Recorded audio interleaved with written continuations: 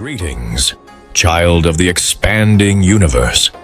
I am Machiventa Melchizedek, a teacher sent to your world in an age when truth flickered like a dying flame. I came not with armies, nor with signs, nor with the authority of earthly kings, but with a message so simple it had been almost forgotten. There is one God, the Eternal Father, and every human soul belongs to Him. You may have heard my name whispered in ancient legends.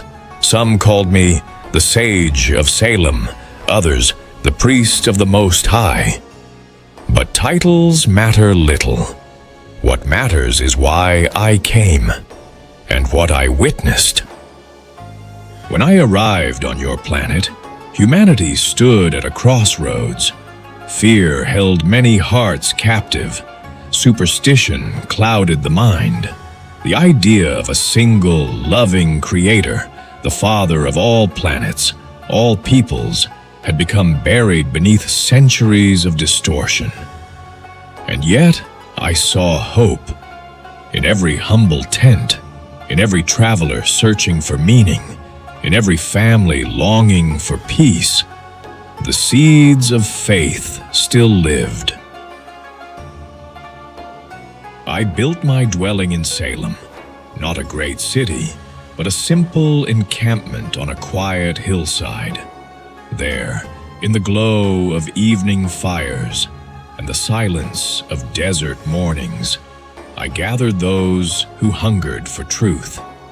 I taught them of the universal Father, whose love does not depend on tribe or lineage, whose presence dwells not in temples of stone, but in the human soul.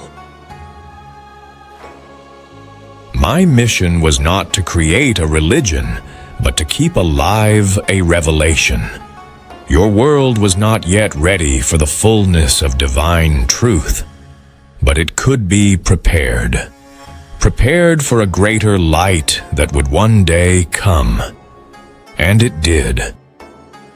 One day, a man from the land of Ur walked into my camp, a man named Abraham, strong of will, earnest of spirit, and searching for something he could not name. We spent long hours in conversation. He spoke of his people, his responsibilities, his questions about the unseen world, and I shared with him the truth that had shaped the cosmos since before the stars were born, that God is not distant, not hidden, not reserved for priests or mystics.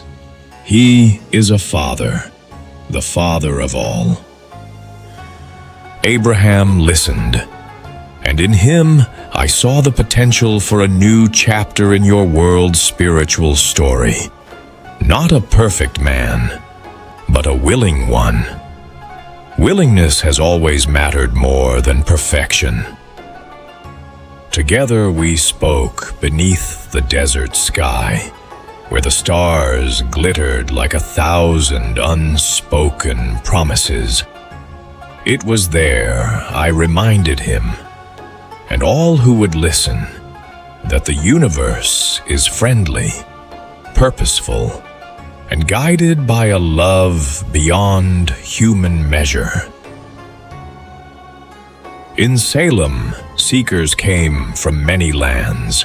Some stayed a day, some stayed years.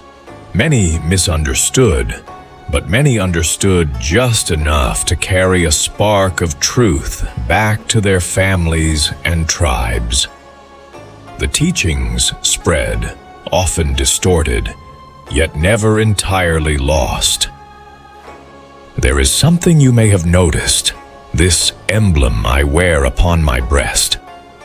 These 3 concentric circles are not merely decoration. They are the ancient symbol of the universal divine presence, the unity of infinity, the perfection of eternity, and the universality of divine love. In the realms of light, this emblem is known as the Banner of Michael, the standard of truth and the sign of our Creator Son's sovereignty. Wherever these circles appear, they mean that the will of the Father, the wisdom of the Son, and the ministry of the Spirit are present and aligned. When I lived among the people of Salem, they regarded this symbol with great reverence. So sacred did it become to them that after my departure, they no longer dared to use it, and in time, it vanished from memory. But the reality behind this emblem has never vanished. The Father's presence still permeates the galaxies, and every soul who reaches toward Him journeys within His encompassing light. My time among you lasted 94 years, a brief mission by celestial measure, but a precious one. I walked your paths, shared your meals, heard your questions, and felt your longing for certainty and peace. And I tell you this with joy. Humanity has always been capable of finding God, even when surrounded by darkness. When my work was complete, I returned to my order, the Melchizedeks, to watch as the seeds we planted began to take root. And as the centuries passed, the promise I spoke of was fulfilled. For in the fullness of time, the very Creator of this universe came to your world to live as one of you, the Son for whom my teachings prepared the way. And now, after your long ages, I speak again, not in flesh, but through memory, story, and your willingness to listen. Know this, beloved friend, you are known, you are loved. You are never alone in this vast creation.